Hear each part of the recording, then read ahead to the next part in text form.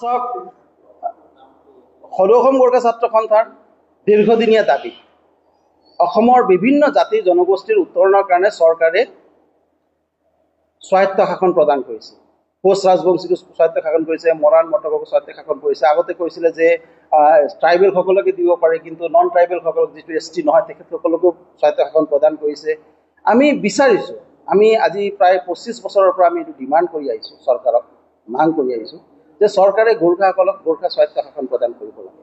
আমাৰ গোৰ্খা স্বায়ত্ত শাসনটো তেনেকৈ কোনো স্বায়ত্ত শাসন নহয়, আমি ছেটেলাইট ভিত্তিত গোৰ্খা স্বায়ত্ত শাসন বিচাৰিছোঁ, যাৰ জৰিয়তে গোৰ্খা জনসাধাৰণৰ বিকাশৰ কাৰণে আমি কাম কৰিব যাব পাৰোঁ।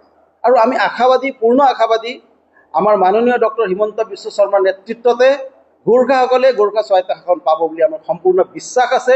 সেই বিশ্বাসত লৈ আমি কাম কৰি গৈ আছোঁ। আমি অহা 26 চনৰ বিধানসভা নিৰ্বাচনৰ আগত গোৰ্খাসকলৰ যিটো দীৰ্ঘদিনীয়া দাবী, সেই দাবী পূৰ্ণ হ'ব বুলি কিন্তু আমি সম্পূৰ্ণভাৱে আশাবাদী।